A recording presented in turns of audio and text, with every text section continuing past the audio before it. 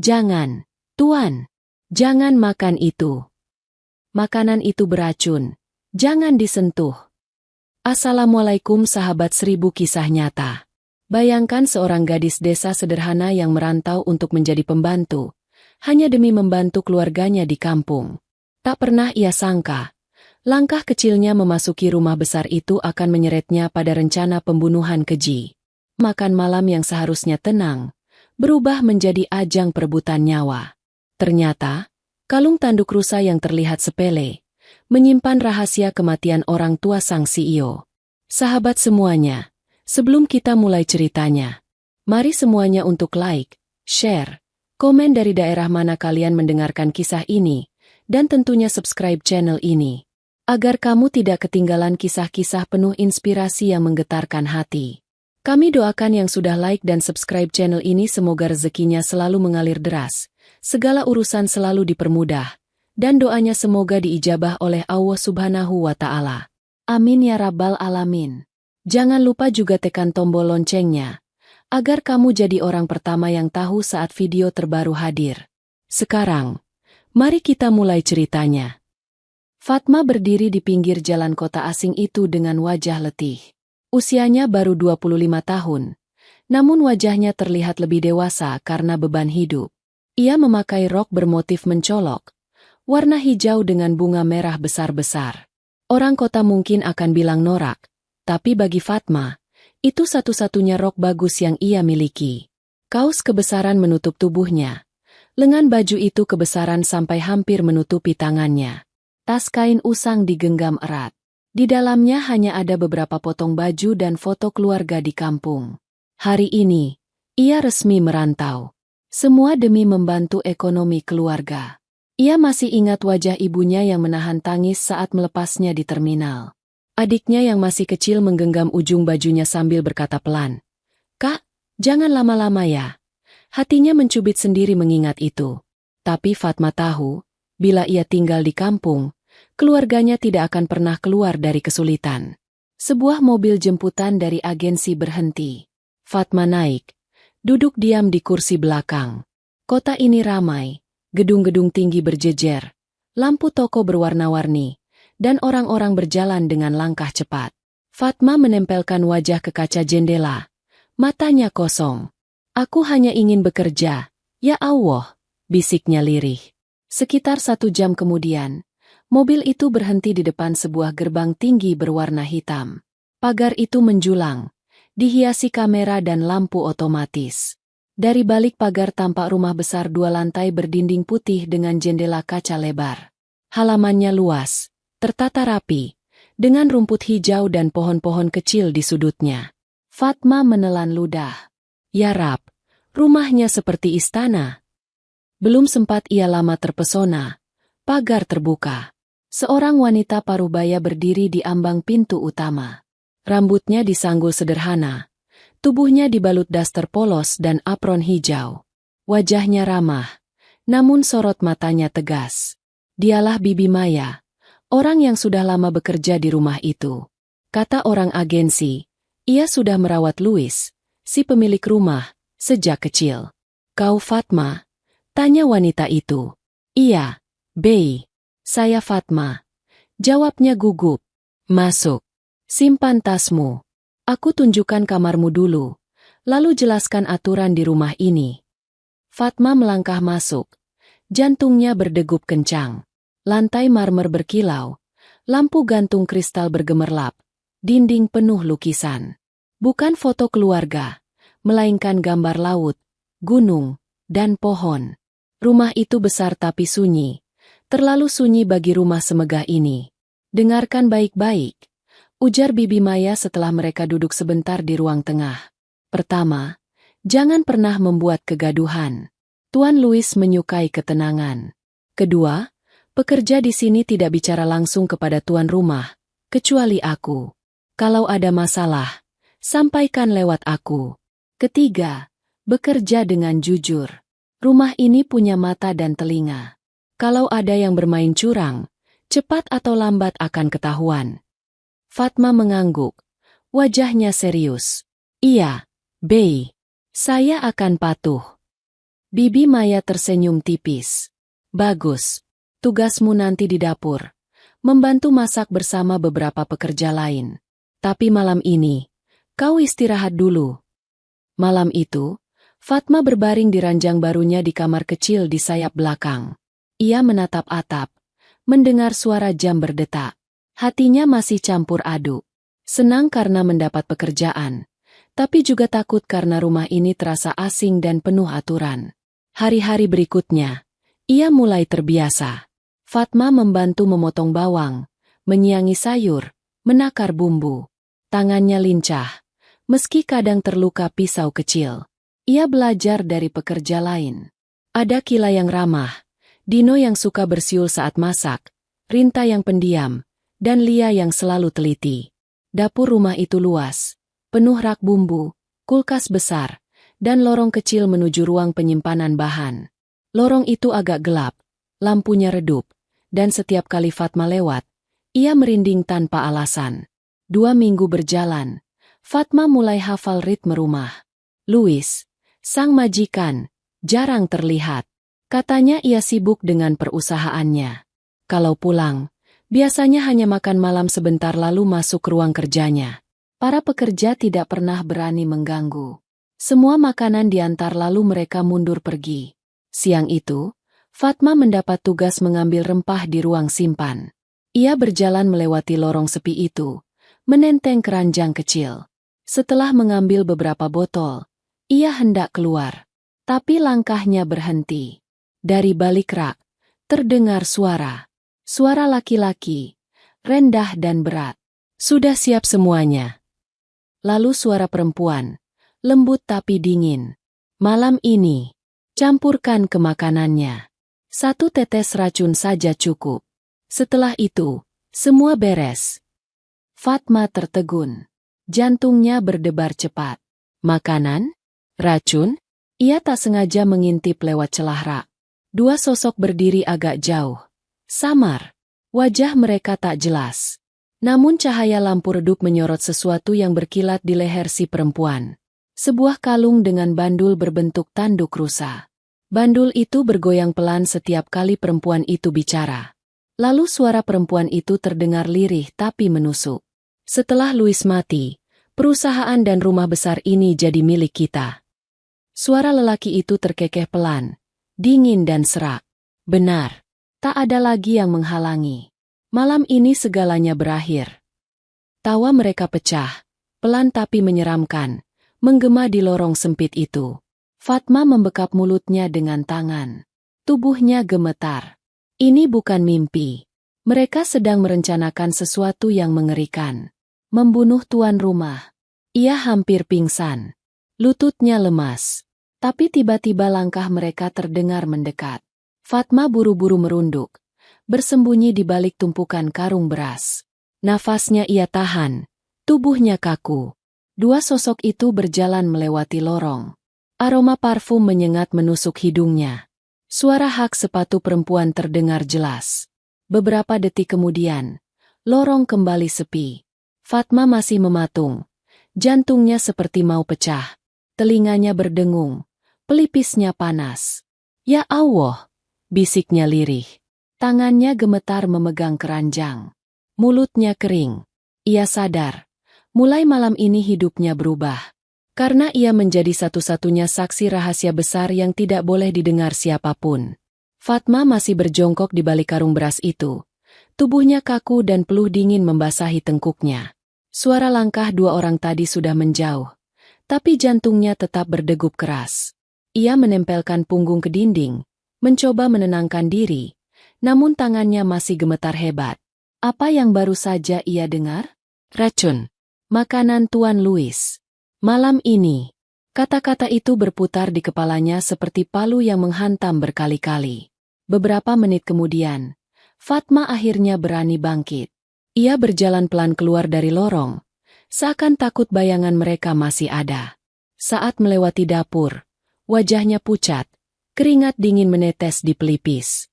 Kila yang sedang mengupas kentang menoleh sekilas. Fat, kau kenapa? Kok wajahmu pucat begitu?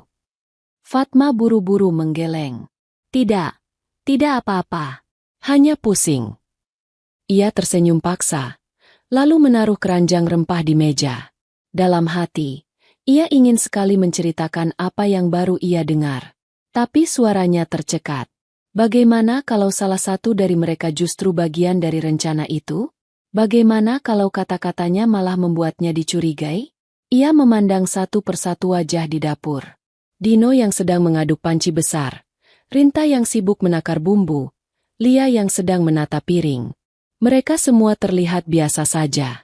Tapi Fatma tidak bisa lagi percaya sepenuhnya. Hatinya berdesir dingin. Bisa saja di antara wajah-wajah itu, ada orang yang terlibat. Ia menelan ludah. Hanya satu orang yang bisa ia percayai, Bibi Maya. Wanita itu yang sejak awal memberi rasa aman padanya. Sayangnya, sore itu Bibi Maya tidak ada di rumah. Katanya ia pergi membeli bahan khusus di pasar. Fatma menoleh ke jam dinding. Jarumnya menunjuk pukul 3 sore lewat. Ia menghitung cepat. Biasanya Tuan Louis pulang pukul 5. Makan malam selalu pukul 7. Masih ada waktu. Ia bisa menunggu Bibi Maya pulang, lalu menceritakan semuanya. Namun rencana tidak semudah itu. Saat ia baru saja mengatur napas, suara tegas terdengar dari arah pintu dapur. Fatma, hari ini kau tidak di dapur. Kau bantu di laundry. Ada tumpukan sprei baru datang. Semua harus selesai malam ini. Itu suara Rinta. Fatma terkejut. Tapi, saya. Tidak ada tapi. Kau di laundry saja. Kami sudah cukup di sini. Rinta menatapnya singkat lalu kembali ke pekerjaannya. Fatma tercekat. Dadanya sesak. Ia ingin menolak. Ingin tetap di dapur untuk mengawasi makanan yang dimasak. Tapi ia hanya pembantu baru. Belum genap 2 minggu bekerja. Jika ia membantah, pasti akan menimbulkan kecurigaan. Dengan berat hati, ia mengangguk. Baik. Di ruang laundry, suara mesin cuci berputar kencang. Uap panas bercampur bau deterjen menusuk hidung. Fatma memasukkan sprei satu persatu ke dalam mesin. Tangannya bergerak, tapi pikirannya jauh. Ia membayangkan Tuan Louis duduk tenang di meja makan, menyuapkan sendok demi sendok sup, lalu tubuhnya melemah tanpa tahu ada racun di dalamnya. Bayangan itu membuat Fatma hampir muntah. Enggak, aku enggak boleh diam saja, bisiknya pada diri sendiri. Ia melirik jam dinding kecil di ruang laundry. Pukul 4:15. Masih ada waktu, pikirnya. Kalau Bibi Maya pulang jam 5, ia bisa langsung bicara. Ia harus bertahan sampai itu. Namun, hidup lagi-lagi mengejutkannya. Baru saja ia mulai menyetrika sprei. Seorang pekerja melintas sambil tergesa-gesa. Hei, kau sudah tahu? Tuan Louis pulang jam 4 tadi. Katanya beliau minta makan malam lebih awal. Jam 5. Fatma membeku. Setrika di tangannya hampir jatuh. Ia menoleh ke jam. Jarum panjang sudah hampir menyentuh angka 12. Hanya beberapa menit lagi. Darah Fatma berdesir. Ia panik. Kalau benar makan malam dipercepat, maka sup itu sudah hampir disajikan sekarang. Tidak ada waktu menunggu Bibi Maya pulang. Tidak ada waktu mencari alasan. Kalau ia diam, nyawa majikannya melayang. Tanpa pikir panjang, Fatma meletakkan setrika, lalu berlari keluar. Rok noraknya berkibar-kibar. Langkahnya terburu-buru menyusuri koridor panjang rumah besar itu. Pekerja lain yang melihatnya hanya melongo. Tak ada yang sempat bertanya. Di ujung koridor, 2 pengawal berdiri di depan pintu ruang makan. Tubuh mereka tegap. Wajah mereka kaku, mata tajam mengawasi siapapun yang lewat. Fatma tidak peduli. Ia terus berlari, dan sebelum pengawal sempat menahan, ia sudah menerobos masuk ruang makan. Di dalam ruangan itu, suasana hening dan mewah. Meja panjang berlapis kain putih, dihiasi lilin kecil dan piring kristal. Di kursi utama, Tuan Louis duduk tegap dengan setelan sederhana berwarna hitam. Wajahnya tampan tapi dingin. Sorot matanya tenang namun tajam. Di hadapannya, semangkuk sup hangat beruap tipis. Tangan kanannya sudah memegang sendok perak, siap menyuapkan ke mulutnya. Fatma menjerit. Jangan, Tuan. Jangan makan itu. Tanpa pikir panjang, ia melompat maju. Tangannya menepis sendok dari genggaman Louis, hingga sendok itu terlempar ke lantai. Sup panas tumpah berceceran. Louis terperanjat, bangkit dari kursinya. Apa-apaan ini? Dua pengawal yang berjaga di luar langsung masuk. Wajah mereka kaget melihat Fatma membuat kekacauan. Mereka cepat-cepat menangkap lengan Fatma dari kedua sisi. "Lepaskan!" teriak Fatma sambil berusaha melepaskan diri.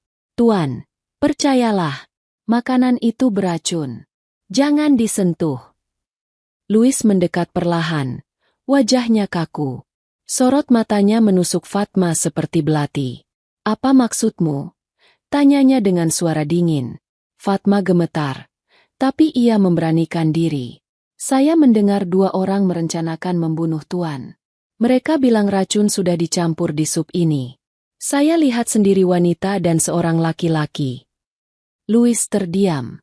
Ruangan sunyi, hanya terdengar napas berat Fatma. Lalu wajah Louis berubah marah. "Kau bekerja di bagian mana?" Fatma dengan gugup menjawab, "Di dapur, Tuan."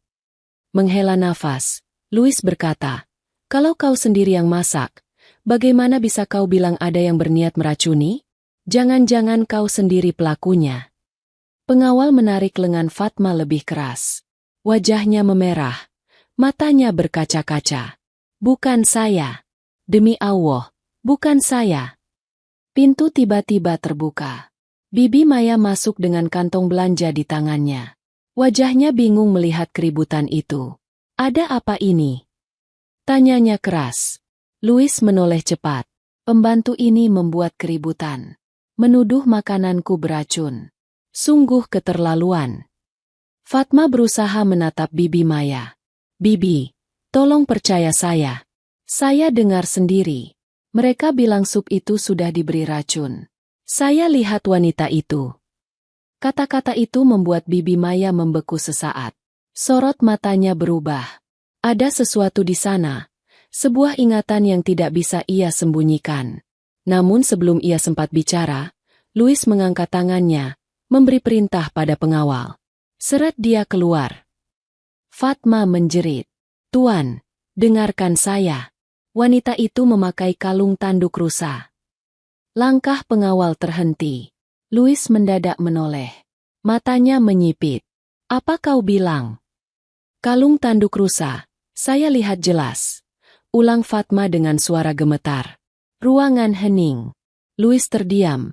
Wajahnya berubah serius. Ia memandang Fatma lama, seolah mencoba membaca isi hatinya. Lalu pelan-pelan ia berkata, "Tunggu." Pengawal berhenti. Fatma masih terengah, namun hatinya sedikit lega. Ia tahu, kalimat terakhir itu berhasil membuat Louis setidaknya mau mendengarnya lebih lanjut. Dan di dalam hati Louis, satu pertanyaan berputar. Hanya satu orang dalam keluarganya yang memiliki kalung itu. Ruangan itu begitu hening. Suara jam dinding terdengar jelas, berdetak satu-satu, seperti memotong udara. Fatma masih terengah. Lengan kirinya digenggam erat pengawal. Wajahnya pucat, keringat dingin menetes dari pelipis.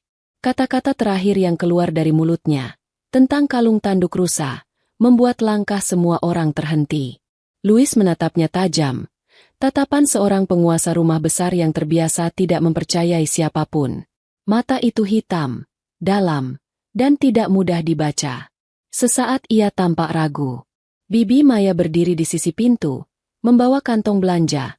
Wajahnya tegang seperti menyimpan sesuatu yang tidak ingin diucapkan. "Kau yakin dengan ucapanmu?" Suara Louis terdengar pelan, tapi berat. Fatma mengangguk cepat. "Saya yakin, Tuan. Saya tidak salah dengar. Mereka bilang akan meracuni makanan Tuan malam ini. Saya lihat sendiri kalung tanduk rusa itu." Louis menyipitkan mata.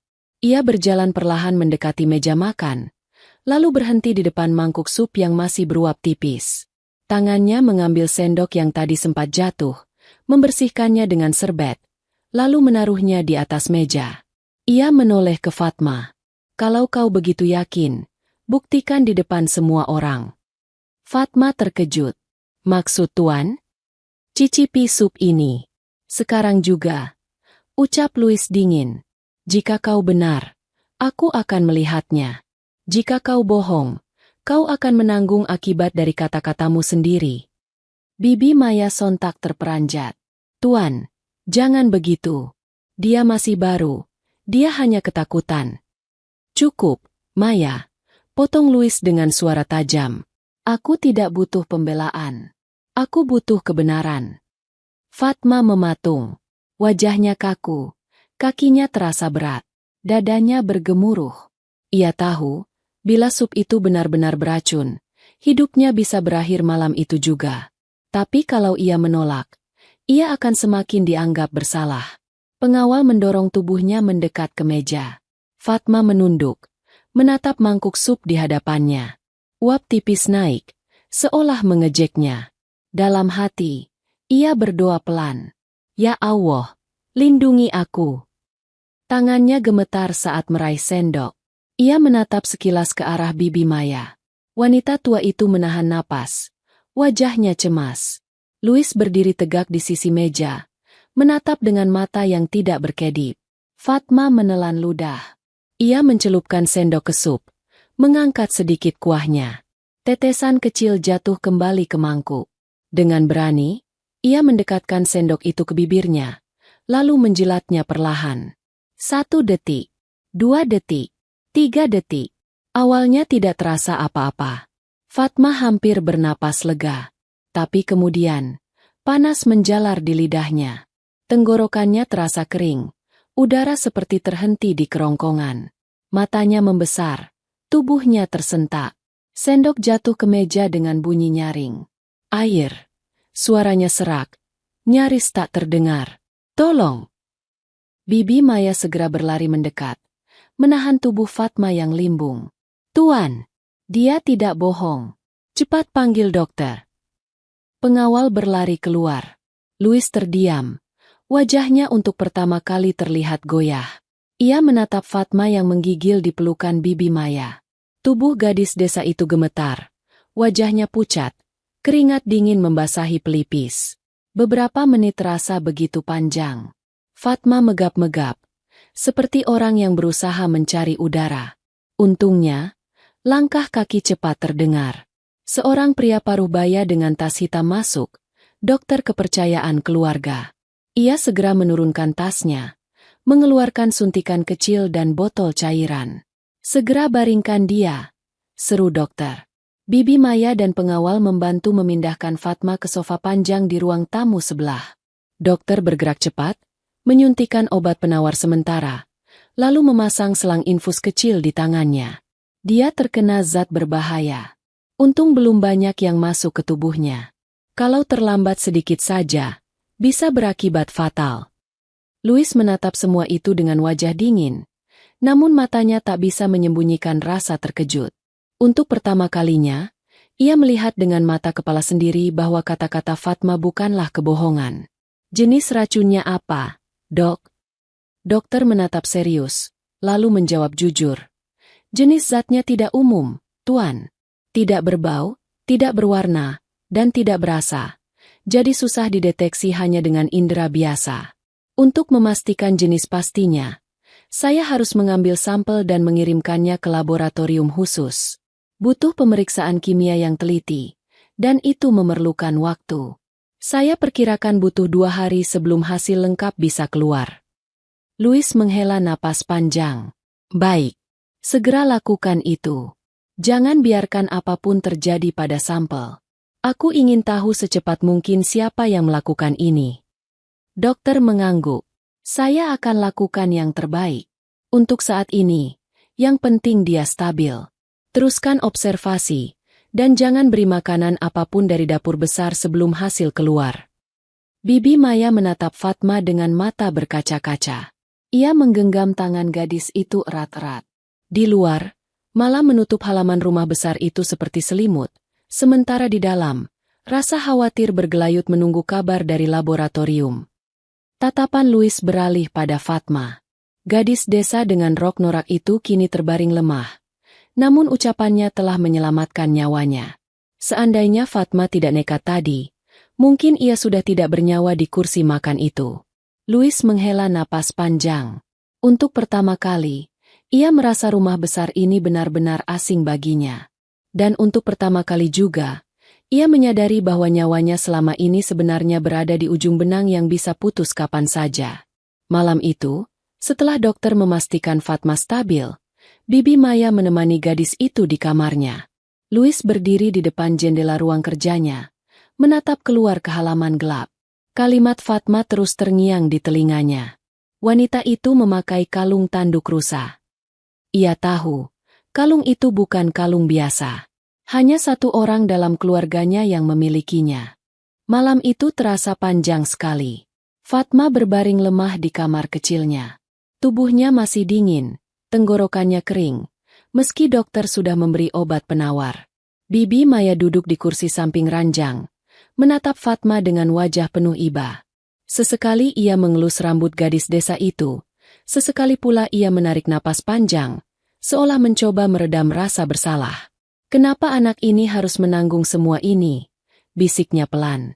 Fatma membuka matanya sedikit. Suaranya parau. Saya, tidak apa-apa. Bei, asalkan Tuan Louis selamat. Air mata Bibi Maya hampir jatuh mendengar kalimat itu. SSST, jangan bicara dulu. Istirahatlah. Kau sudah melakukan hal besar. Lebih dari yang seharusnya ditanggung seorang gadis baru di rumah ini. Fatma menutup mata lagi, berusaha tidur, meski bayangan tadi sore masih menghantuinya. Suara dua orang itu, tawa kecil mereka, kalung dengan bandul tanduk rusa, semuanya berputar di kepalanya. Sementara itu, di ruang kerja di lantai atas, di ruang kerja, Louis berdiri menatap keluar jendela, gelas air di tangannya tak pernah tersentuh. Di kepalanya berkecamuk pertanyaan, dan satu hal yang kini pasti, racun itu nyata, dan ada orang yang ingin mengambil keuntungan dari kematian yang direncanakan. Ia belum mau mengambil kesimpulan sampai hasil laboratorium datang. Di benaknya terbayang sosok yang selama ini dekat dengan keluarganya. Sosok yang pernah datang dan pergi, kadang tersenyum, kadang memberi hadiah kecil. Dan hanya satu orang yang ia ingat memiliki kalung dengan bandul tanduk rusa. Satu-satunya orang dalam keluarganya yang selalu memamerkan kalung itu dengan bangga. Namun Louis tidak ingin terburu-buru. Tuduhan tanpa bukti hanya akan memperkeruh keadaan. Ia menegakkan tubuh, menaruh gelasnya, lalu menekan bel kecil di meja. Tak lama, Bibi Maya masuk. Bibi Maya, ucap Louis dengan suara datar tapi dalam. Aku ingin kau menjaga gadis itu baik-baik. Jangan biarkan siapapun mendekatinya selain dokter. Bibi Maya mengangguk. Baik, Tuan. Louis menatapnya serius. Dan mulai besok, aku ingin tahu siapa saja yang keluar masuk rumah ini. Catat semuanya. Sekecil apapun. Aku tidak ingin ada celah lagi.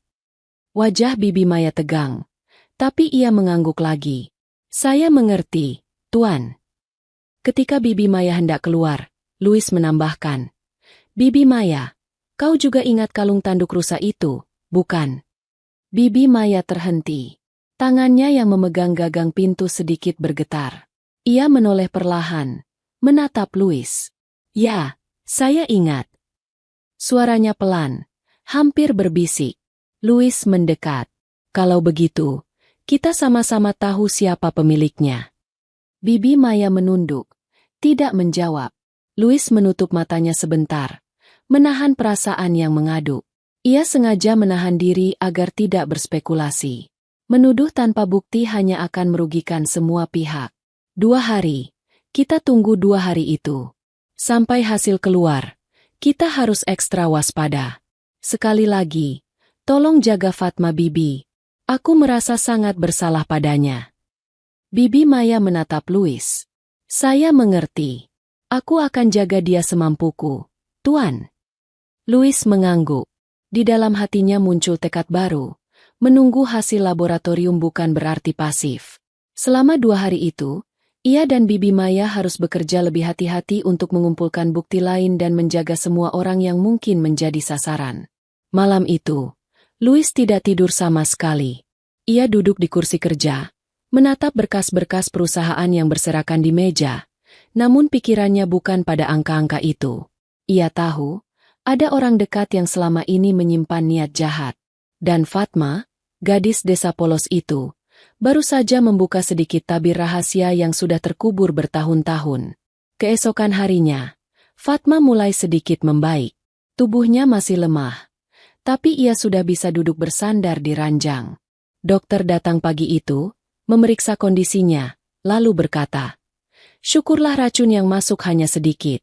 Efeknya akan hilang dalam beberapa hari. Tapi jangan sampai ia terlalu lelah. Jaga makanannya. Jangan asal diberi dari dapur besar." Bibi Maya mengangguk serius. Ia bahkan memutuskan untuk memasak bubur hangat sendiri di dapur kecil samping kamar. Ia tidak ingin mengambil risiko. Saat siang menjelang, Louis datang menjenguk. Fatma terkejut melihat majikannya masuk ke kamarnya. Selama ini, ia hanya mendengar kabar bahwa Louis jarang berinteraksi langsung dengan pekerjanya. Tapi kini, pria itu berdiri di ambang pintu dengan wajah tenang namun sorot mata tajam. "Bagaimana kondisimu?" tanya Louis singkat. Fatma mencoba bangkit, tapi tubuhnya masih lemah. "Alhamdulillah, maksud saya sudah lebih baik, Tuan." Louis melangkah mendekat, berdiri di samping ranjang. "Kau menyelamatkan nyawaku semalam. Kalau bukan karena keberanianmu, mungkin aku sudah mati di meja makan." Fatma menunduk, wajahnya memerah. "Saya hanya tidak bisa diam, Tuan. Saya dengar langsung. Saya melihat dengan mata kepala saya sendiri." Louis menatapnya lama, lalu berkata, "Kalung itu, aku tahu siapa pemiliknya." Fatma terbelalak. "Tuan tahu?" Louis tidak menjawab. Ia hanya menghela napas panjang, lalu menoleh pada Bibi Maya yang berdiri di belakang. Tatapan mereka bertemu, seolah ada rahasia yang hanya dimengerti keduanya. Fatma gelisah. Ia ingin bertanya lebih banyak, tapi Louis mengangkat tangannya, memberi tanda untuk tidak melanjutkan. "Belum saatnya kau tahu semuanya. Yang penting, kau istirahatlah dulu. Aku dan Maya akan mengurus sisanya." Setelah itu Louis keluar. Fatma menatap pintu yang tertutup. Hatinya penuh tanya. Siapa sebenarnya orang yang berniat membunuh majikannya? Apa hubungannya dengan kalung tanduk rusa itu?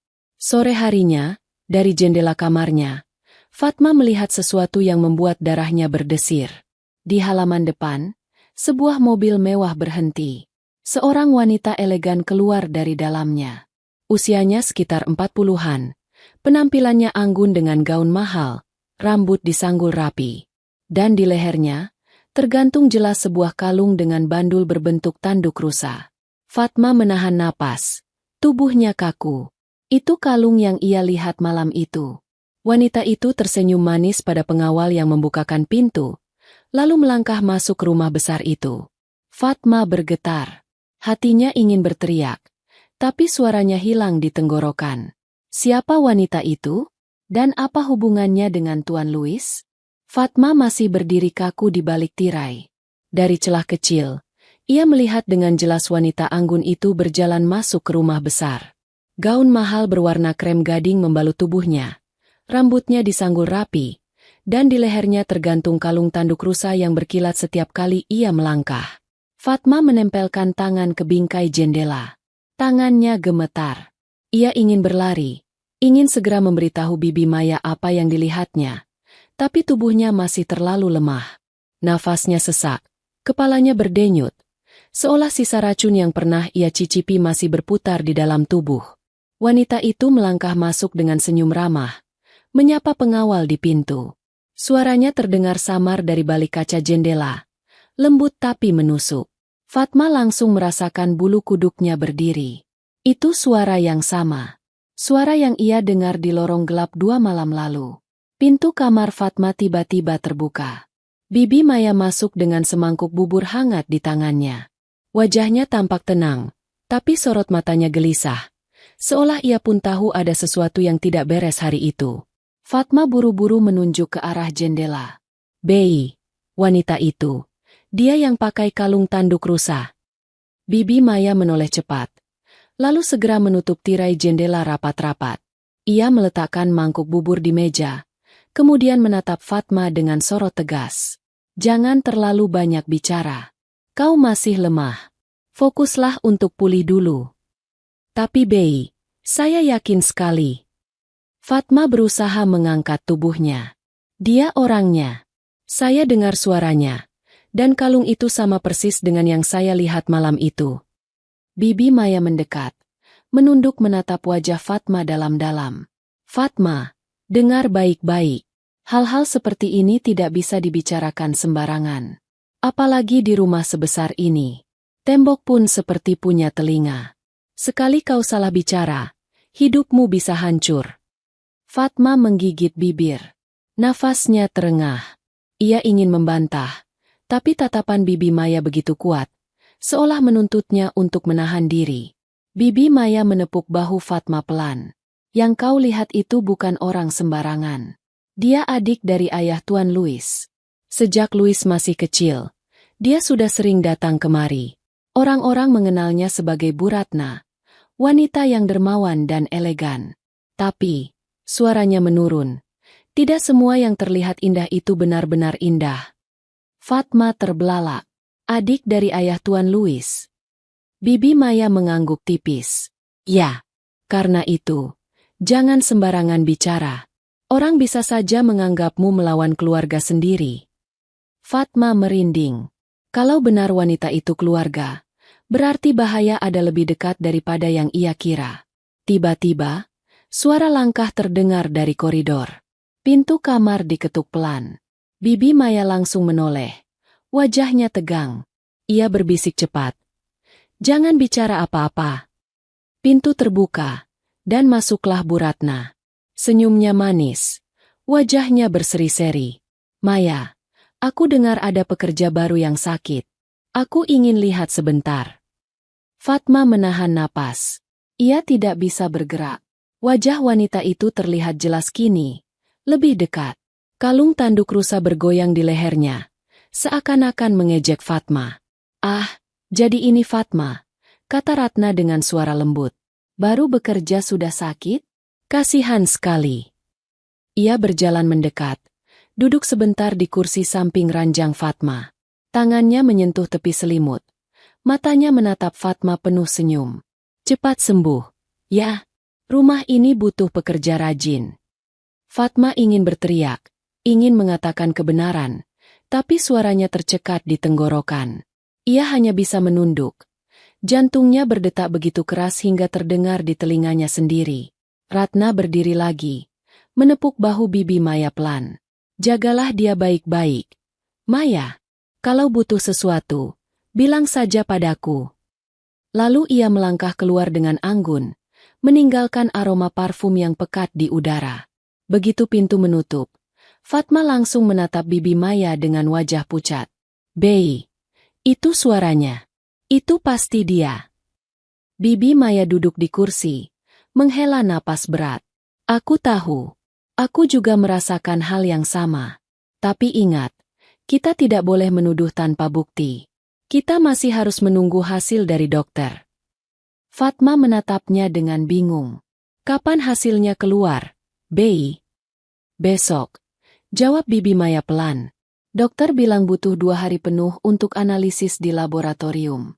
Besok pagi atau siang, hasilnya sudah bisa kita dapatkan. Fatma menelan ludah. Besok, hanya 1 malam lagi yang harus ia lalui.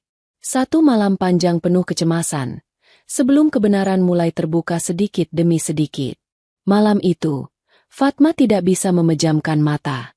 Bayangan wajah Ratna terus menghantuinya. Senyumnya yang anggun tapi menusuk, dan kalung tanduk rusa yang berkilau dingin. Fatma menggenggam erat selimutnya. Berdoa lirih. Ya Allah, lindungi aku. Jangan biarkan besok menjadi hari terakhirku. Sementara itu, di ruang kerjanya, Louis duduk sendirian. Lampu meja menyala redup. Ia menatap kalender di meja. Lingkaran merah pada tanggal besok. Ia bergumam lirih. Besok. Semua akan jelas besok. Pagi itu, udara di rumah besar terasa lebih berat dari biasanya. Langkah para pekerja terdengar terburu-buru. Tapi tak seorang pun berani berbicara keras. Semua seperti sedang menunggu sesuatu. Fatma duduk di tepi ranjang. Tangannya memegang cangkir berisi teh hangat buatan Bibi Maya. Jantungnya berdegup kencang, karena ia tahu, hari ini hasil pemeriksaan racun akan keluar. "Bei, aku takut," bisik Fatma lirih. "Bagaimana kalau benar ada racun? Bagaimana kalau mereka mencoba lagi?" Bibi Maya duduk di sampingnya, menepuk pelan punggung tangannya. "Fat, kau sudah melakukan yang benar. Jangan takut dulu sebelum kita mendengar hasilnya. Dokter akan segera datang. Kita dengar bersama-sama." Fatma mengangguk, meski rasa was-was masih menguasai dirinya. Menjelang siang, suara mobil terdengar di halaman. Beberapa menit kemudian, dokter yang sama masuk dengan membawa map coklat tebal di tangannya. Wajahnya serius. Louis sudah menunggunya di ruang kerja, ditemani oleh Bibi Maya.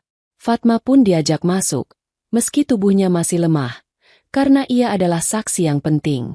Suasana ruangan itu sunyi. Hanya terdengar detik jam dinding. Louis duduk tegak di kursinya, menatap dokter dengan tajam. "Katakan hasilnya." Dokter membuka map perlahan, lalu mengeluarkan beberapa lembar kertas.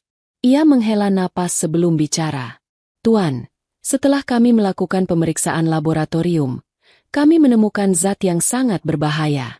Racun ini tergolong jenis langka. Tidak berbau, tidak berwarna, dan tidak berasa. Itu sebabnya bisa bercampur dalam makanan tanpa terdeteksi sama sekali."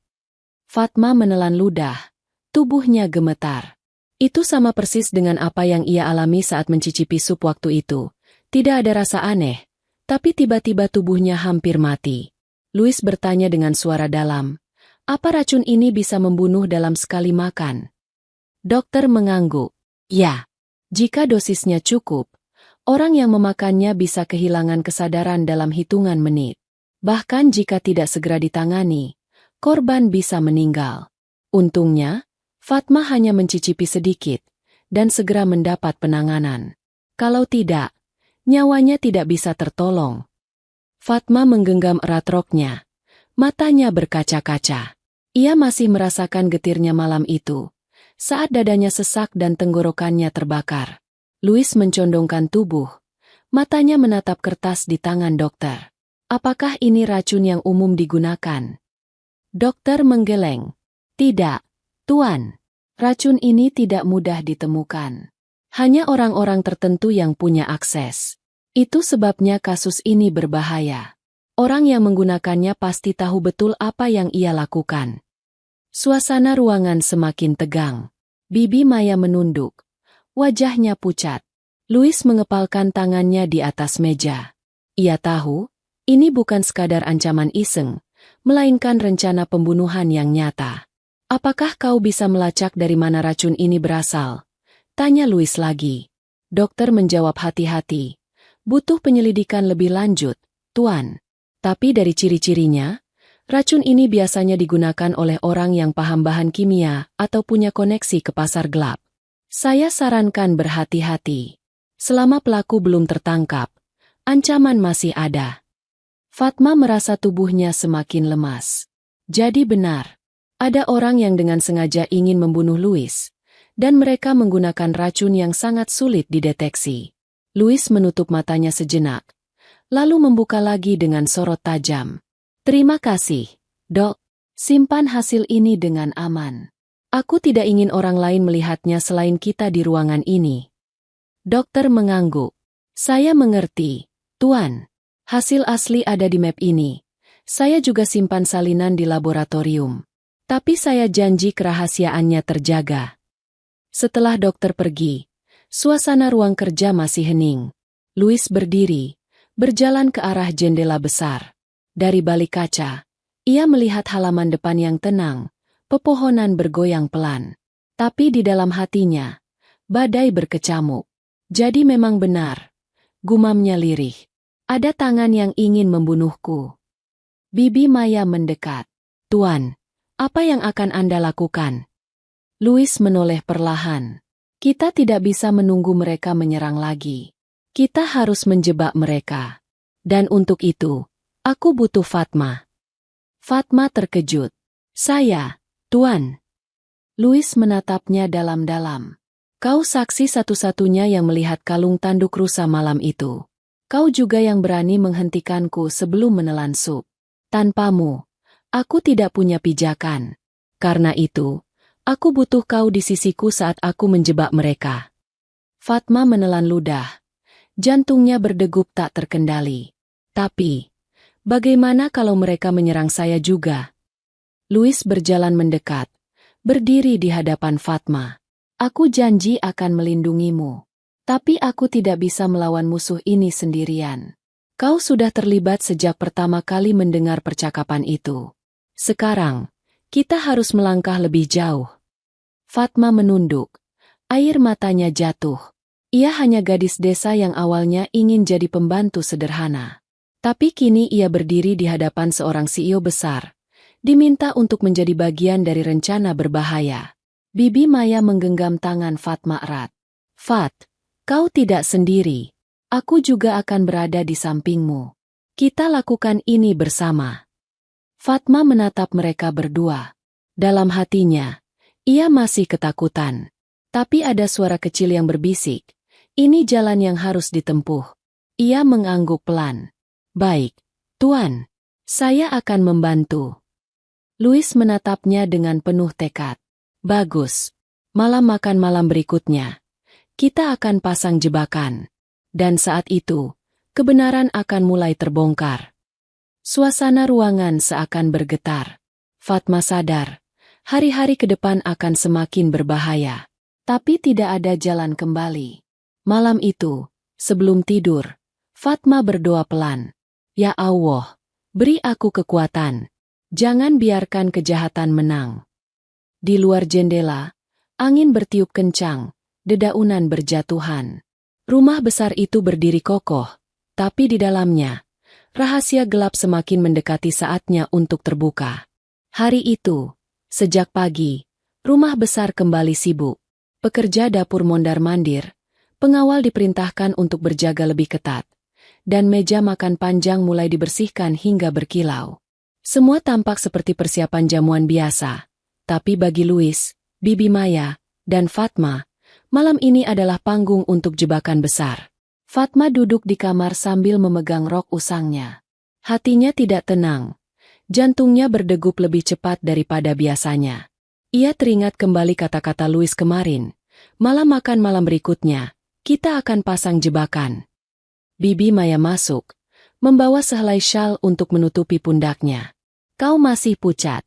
Fat, apa kau yakin sanggup berdiri di sana malam ini? Fatma menelan ludah. Saya takut, Bey. Tapi kalau saya mundur, berarti semua yang saya dengar malam itu akan sia-sia.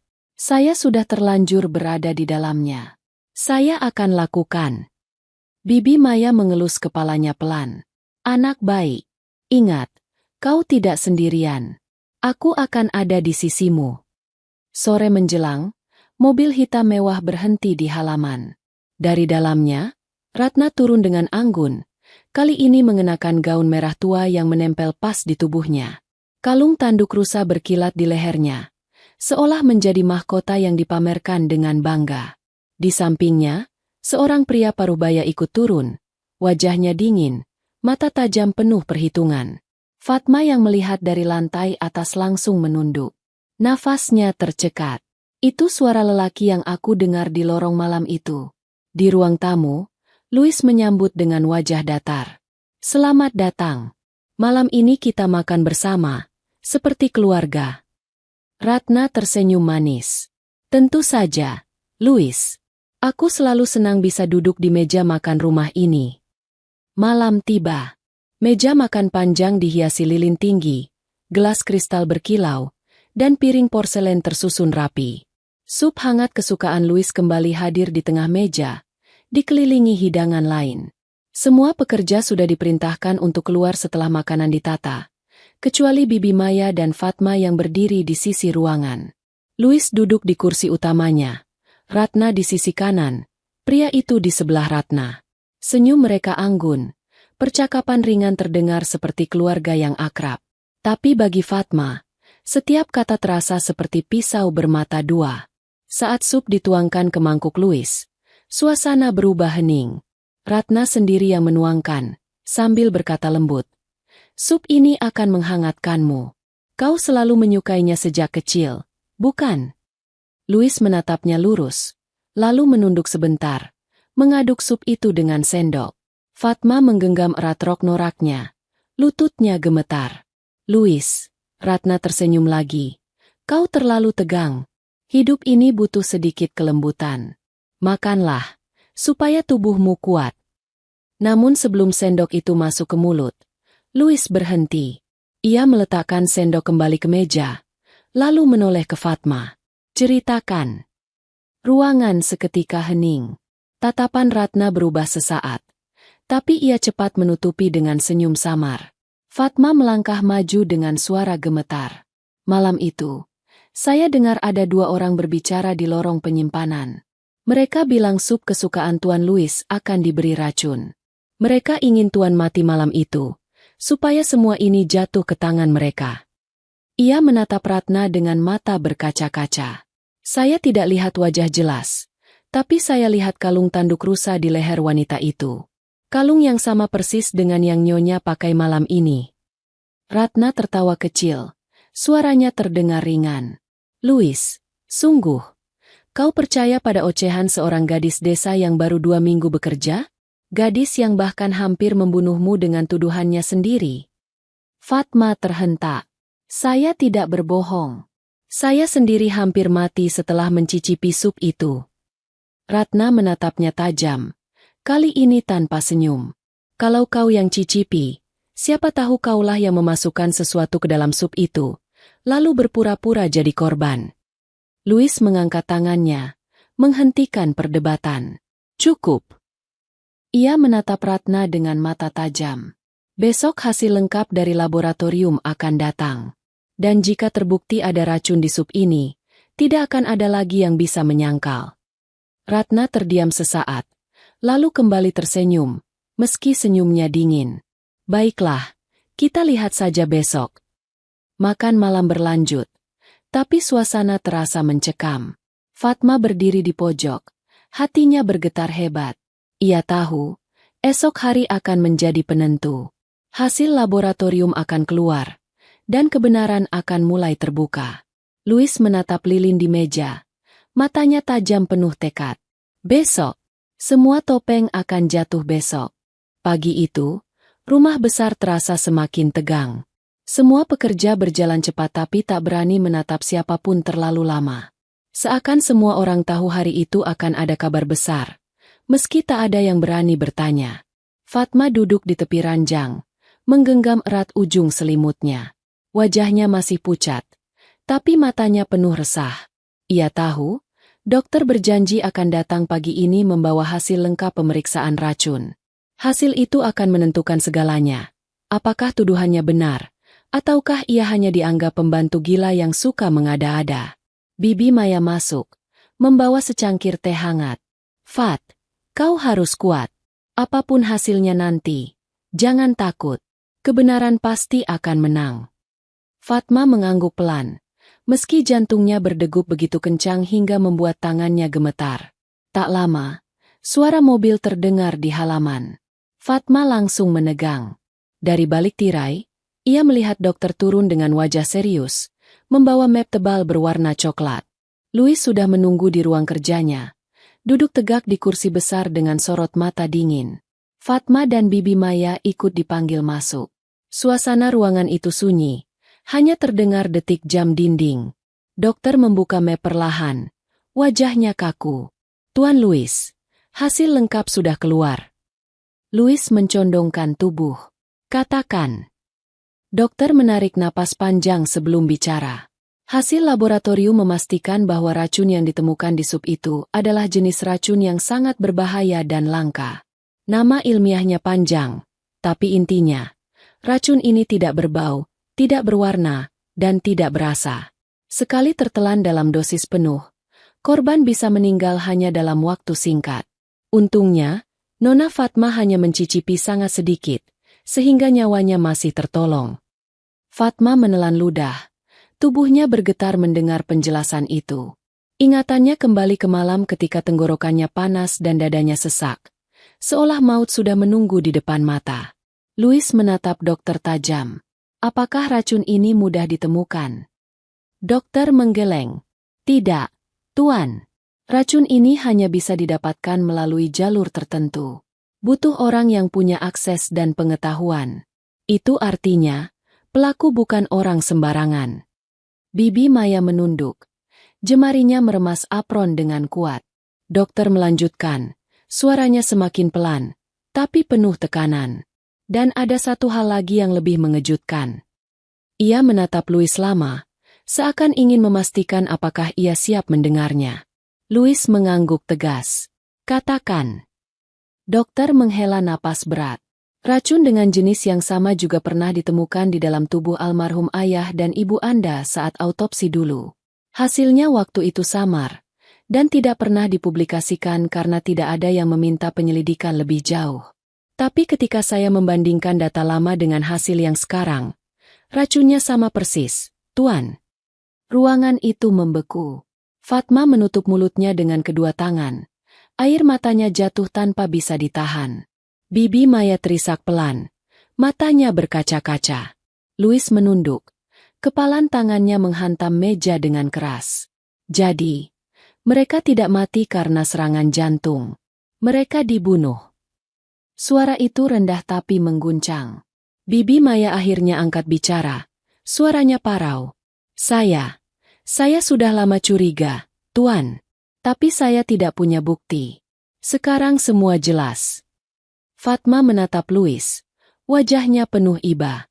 Tuan, saya benar-benar minta maaf. Kalau saja saya bisa bicara lebih cepat. Louis menoleh ke arahnya. Tatapan matanya keras. Tapi ada juga rasa terima kasih di dalamnya. Tidak, Fatma. Kau sudah melakukan lebih dari cukup. Kalau bukan karena kau, aku tidak akan pernah tahu kebenaran ini. Suasana hening kembali. Hanya terdengar napas berat dari masing-masing orang di ruangan itu. Setelah beberapa saat, Louis berdiri. Sorot matanya tajam, penuh dendam dan tekad. Jadi, semua ini bukan hanya tentang aku. Mereka juga yang membunuh orang tuaku. Aku tidak akan diam lagi. Dokter menutup map, lalu berkata hati-hati. Tuan, saya sarankan berhati-hati. Pelaku tahu cara menyembunyikan jejaknya. Dan jika mereka berani melakukannya lagi, artinya mereka merasa sangat percaya diri. Jangan makan atau minum apapun sebelum benar-benar yakin aman. Louis mengangguk singkat. Terima kasih, Dok. Simpan hasil ini baik-baik.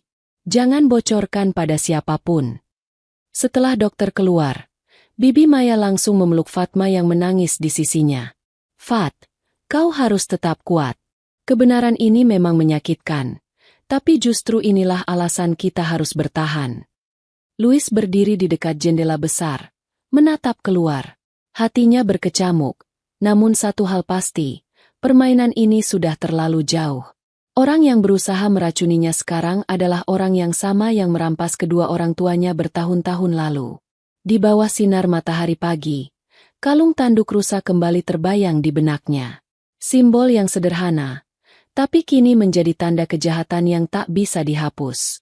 Louis mengepalkan tangannya. Aku akan bongkar semua ini. Sampai ke akar-akarnya. Aku bersumpah. Sejak kabar mengejutkan itu keluar, suasana di rumah besar benar-benar berubah. Semua orang berjalan dengan wajah tegang. Tak ada lagi canda ringan di dapur. Tak ada lagi obrolan santai antar pekerja. Semua seperti merasa ada mata yang mengintai. Ada telinga yang mendengar. Ada rahasia besar yang siap meledak kapan saja. Fatma paling merasakan dampaknya. Ia sudah menjadi saksi kunci.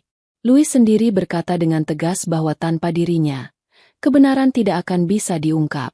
Ucapan itu memang menguatkan, tapi sekaligus membuatnya ketakutan. Jika pelaku tahu ia satu-satunya saksi, tentu ia menjadi target berikutnya. Malam pertama setelah hasil racun diumumkan, Fatma hampir tak tidur. Ia berbaring dengan mata terbuka, menatap langit-langit kamarnya. Telinganya tajam menangkap setiap suara. Ketika angin menggerakkan tirai, ia langsung terlonjak. Ketika kayu lantai berderit, ia langsung duduk. Nafasnya terengah, tubuhnya gemetar. Menjelang dini hari, suara langkah pelan terdengar di koridor. Fatma menahan napas, matanya membesar. Langkah itu semakin dekat, lalu berhenti tepat di depan pintunya. Ia buru-buru bangkit, menahan gagang pintu dari dalam. Dadanya berdegup keras. Perlahan, gagang pintu itu berputar, seolah ada yang mencoba membukanya. Fatma menekan sekuat tenaga, keringat dingin mengalir di pelipisnya. Beberapa detik, hening. Lalu langkah itu menjauh lagi, perlahan, hingga hilang di ujung koridor. Fatma terduduk di lantai, air matanya jatuh. "Ya Allah, tolong aku," bisiknya lirih. Pagi harinya, ia segera menceritakan kejadian itu pada Bibi Maya. Wajah wanita itu langsung pucat. "Aku sudah menduga ini akan terjadi. Fat, mulai hari ini kau tidak boleh sendirian. Aku akan tidur di kamarmu, atau kau di kamarku. Mereka pasti ingin membuatmu diam sebelum kau bicara lebih jauh." Fatma menggenggam tangan Bibi Maya erat. "Bei, kalau mereka berhasil, apa Tuan Louis masih punya harapan?" Bibi Maya menunduk. "Itulah kenapa kau tidak boleh jatuh. Fat, kau harus tetap hidup. Kebenaran ini tergantung padamu." Hari itu berjalan lambat. Louis hampir tak keluar dari ruang kerjanya. Namun sore menjelang, ia memanggil Fatma dan Bibi Maya. Di ruangan itu, wajahnya tegas, matanya penuh amarah yang ditahan. "Besok malam," katanya singkat, "aku akan mengundang Ratna dan beberapa orang dekatnya lagi ke meja makan. Kali ini, aku akan memaksa mereka menunjukkan wajah aslinya." Fatma menelan ludah. "Tuan, bagaimana kalau mereka menyerang kita lebih dulu?" Louis menatapnya. Sorot matanya tajam. "Aku tidak akan membiarkan itu terjadi. Semua pengawal akan kuperintahkan berjaga lebih ketat. Tapi aku butuh kau di sana, Fatma. Suaramu akan jadi bukti hidup. Saat mereka menyangkal, kau yang akan mengingatkan tentang kalung itu." Fatma gemetar. Ia tahu itu berarti menantang bahaya secara langsung. Tapi ia juga tahu, tidak ada jalan kembali. Ia sudah terlalu dalam. Ia hanya bisa mengangguk. "Baik, Tuan." Malam itu, Fatma kembali ke kamarnya. Bibi Maya ikut menemaninya. Duduk di kursi sambil mengawasi pintu. Keduanya tidak banyak bicara. Hanya doa-doa pelan yang keluar dari bibir mereka. Namun menjelang tengah malam, suara berisik terdengar dari arah jendela. Fatma terlonjak. Bibi Maya cepat berdiri. Tirai bergoyang. Lalu terdengar bunyi benda dilempar dan pecah di lantai kamar. Bau menyengat langsung menyeruak, membuat Fatma batuk keras. "Keluar! Cepat keluar!" teriak Bibi Maya, menarik Fatma menuju pintu. Pengawal berlari masuk. Wajah mereka kaget melihat kaca jendela pecah dan sebuah botol kecil tergeletak, masih menyisakan cairan berwarna aneh yang menguap. Fatma terhuyung. Wajahnya pucat. Kalau saja botol itu pecah lebih dekat, mungkin ia sudah tak bernyawa. Louis datang dengan wajah murka. Ia menatap pecahan botol itu, lalu menoleh ke pengawal. "Perketat penjagaan. Jangan biarkan seorang pun masuk atau keluar tanpa izin dariku. Mulai malam ini, rumah ini bukan lagi tempat aman. Musuh sudah berani menyerang sampai ke kamar." Fatma menutup wajahnya dengan kedua tangan. Air matanya jatuh deras. "Tuan, saya takut." Louis mendekat, menepuk bahu Fatma. "Tak perlu takut lagi. Mulai sekarang, aku tidak akan biarkan kau sendirian. Besok malam, mereka akan duduk di depanku. Dan kali ini, topeng mereka akan runtuh." Suasana rumah besar malam itu benar-benar mencekam. Fatma tahu, hidupnya tidak akan pernah sama lagi. Ia hanya bisa berdoa agar besok malam bukan menjadi malam terakhirnya melihat dunia. Malam itu, rumah besar berdiri bagai benteng yang siap menghadapi perang. Pengawal berjaga di setiap sudut, dari gerbang depan sampai koridor dalam. Lampu-lampu kristal di ruang makan menyala terang, menerangi meja panjang yang penuh hidangan. Namun di balik kemewahan itu, terselip udara tegang yang sulit dijelaskan. Fatma berdiri di sisi ruangan, mengenakan gaun sederhana berwarna biru muda yang diberikan Bibi Maya sore tadi. Wajahnya masih pucat, tapi matanya penuh tekad. Ia tahu, inilah malam yang akan menentukan segalanya. Louis masuk dengan langkah tenang, mengenakan jas hitam rapi. Wajahnya dingin, tak sedikit pun ada senyum. Di belakangnya, beberapa pengawal menyebar mengawasi. Bibi Maya berdiri tak jauh dari Fatma, memberi isyarat pelan agar ia tetap tenang. Tak lama, Ratna datang dengan pria paruh baya yang kemarin menemaninya. Ratna tampil lebih anggun dari sebelumnya. Gaun hijau tua berkilau, rambutnya ditata rapi. Dan tentu saja, kalung tanduk rusa masih menggantung di lehernya. Berayun pelan seakan menantang siapapun yang berani menuduh. Louis, sapa Ratna dengan senyum lebar. Makan malam keluarga lagi? Aku senang sekali kau mengajakku. Louis hanya mengangguk dingin. Duduklah. Mereka semua duduk di meja makan. Hidangan sup hangat kembali hadir di tengah meja, bersama lauk lain yang ditata indah. Louis memberi isyarat kepada pelayan untuk menuangkan sup ke mangkuk masing-masing. Ratna menatap Louis dengan senyum samar. Sup ini, aku yakin rasanya akan membuatmu bernostalgia. Seperti dulu, bukan? Fatma yang berdiri di pojok menahan napas. Tangannya menggenggam kain rok erat-erat. Setiap kali ia melihat sendok mendekati bibir Louis, dadanya seakan berhenti berdegup. Tapi malam ini berbeda. Louis tak langsung menyendok. Ia menoleh ke Fatma. Maju. Fatma terperanjat, tapi ia melangkah perlahan ke depan. Seluruh mata menatapnya. Suasana seketika menegang. Louis berbicara tenang tapi penuh tekanan. Katakan pada mereka apa yang kau dengar malam itu. Fatma menelan ludah, lalu bersuara gemetar. Malam itu, saya dengar ada 2 orang berbicara di lorong penyimpanan. Mereka bilang sup kesukaan Tuan Louis akan diberi racun.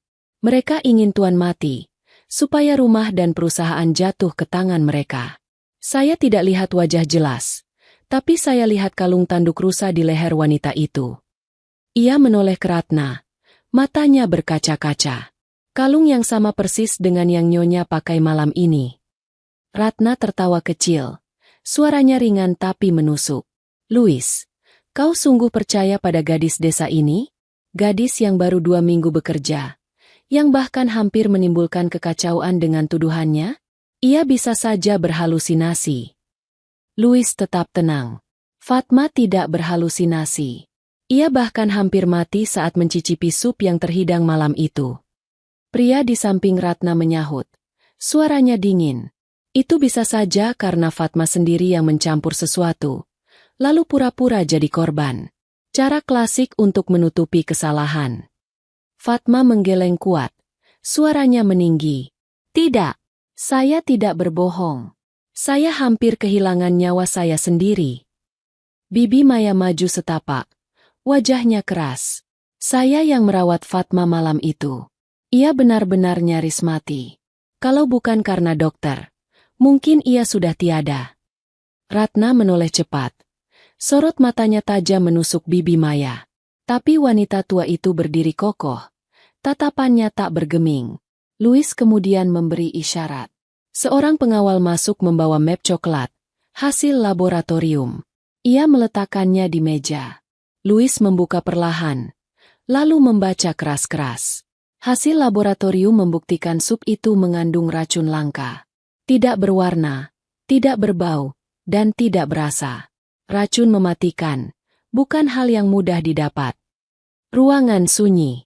Ratna masih tersenyum tipis, tapi keringat halus tampak di pelipisnya. Louis menatapnya lurus. Apa kau ingin menyangkal lagi? Ratna terkekeh. Louis, kau lupa? Aku ini keluargamu. Adik dari ayahmu. Apa kau benar-benar tega menuduhku? Kau hanya punya cerita seorang gadis desa dan selembar kertas laboratorium. Itu tidak cukup untuk menjatuhkanku. Fatma gemetar. Tapi ia melangkah maju lagi.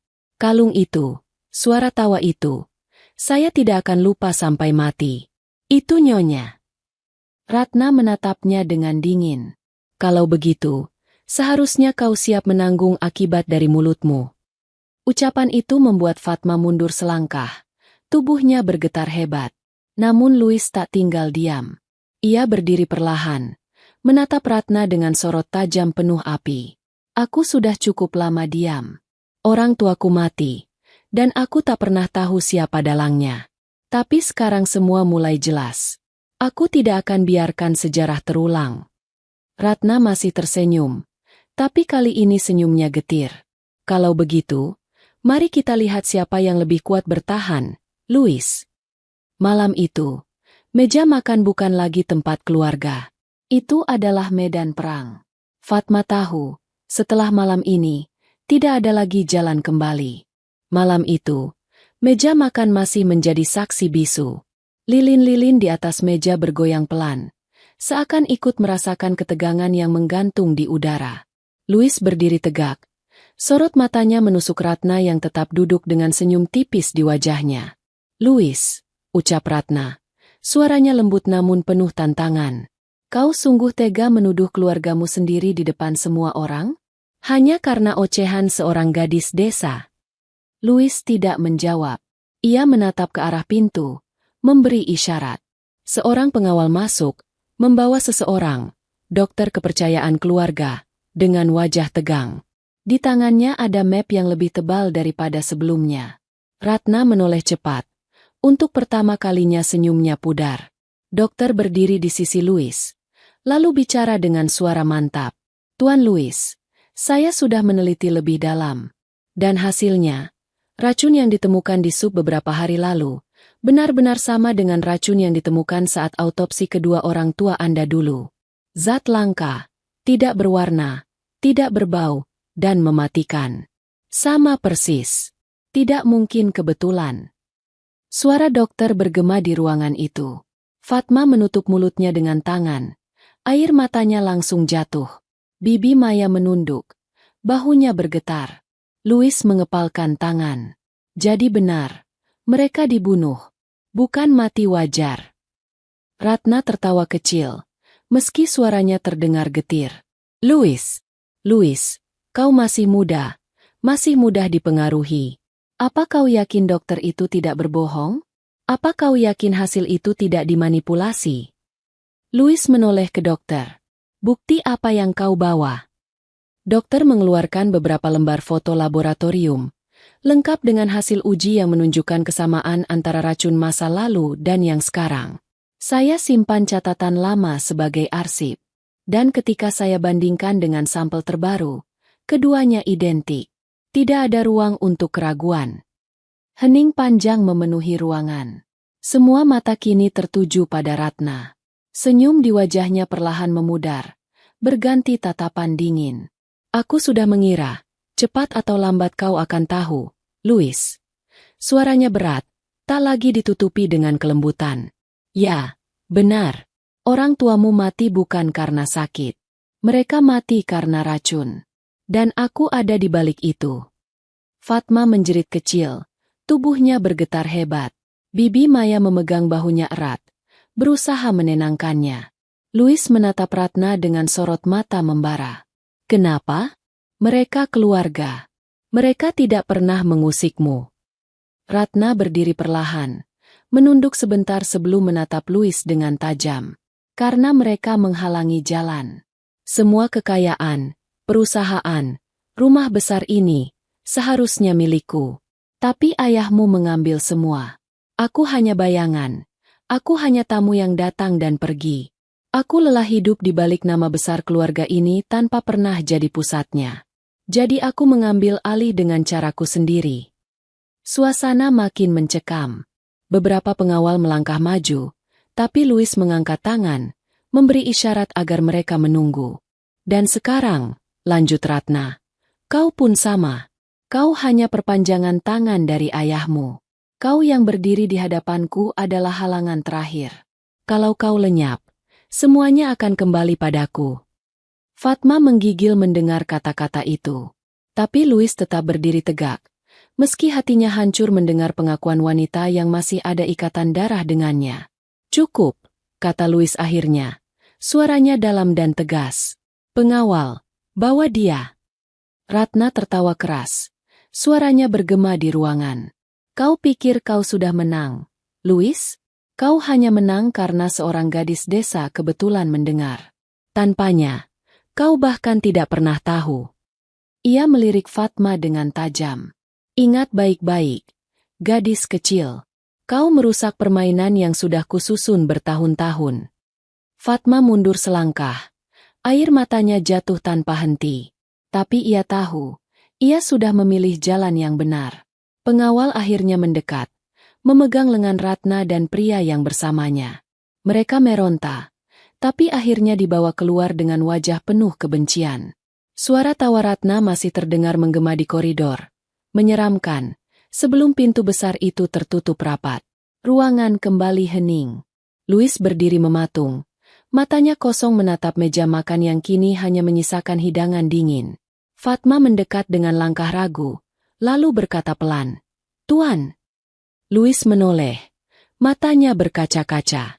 Untuk pertama kalinya, ia menampakkan luka yang dalam.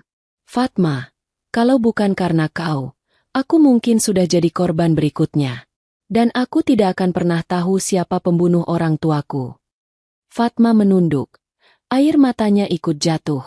"Saya hanya melakukan apa yang harus saya lakukan, Tuan. Saya tidak ingin ada yang mati sia-sia lagi." Bibi Maya ikut mendekat. Suaranya parau. "Tuan, ini semua sudah lama terpendam. Kini waktunya Anda berdiri, bukan hanya sebagai pewaris, tapi sebagai penerus yang melindungi nama keluarga." Louis mengangguk pelan. Ia menghapus air matanya, lalu berdiri lebih tegak. "Ya, aku akan melindungi semua yang mereka tinggalkan. Dan aku akan memastikan tidak ada lagi yang berani menyentuh keluargaku."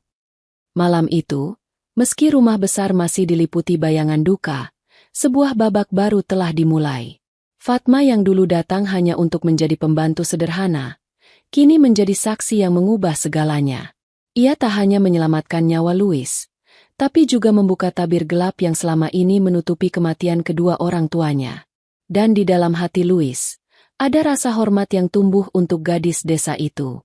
Gadis yang sederhana, polos, tapi punya keberanian yang bahkan tidak dimiliki banyak orang.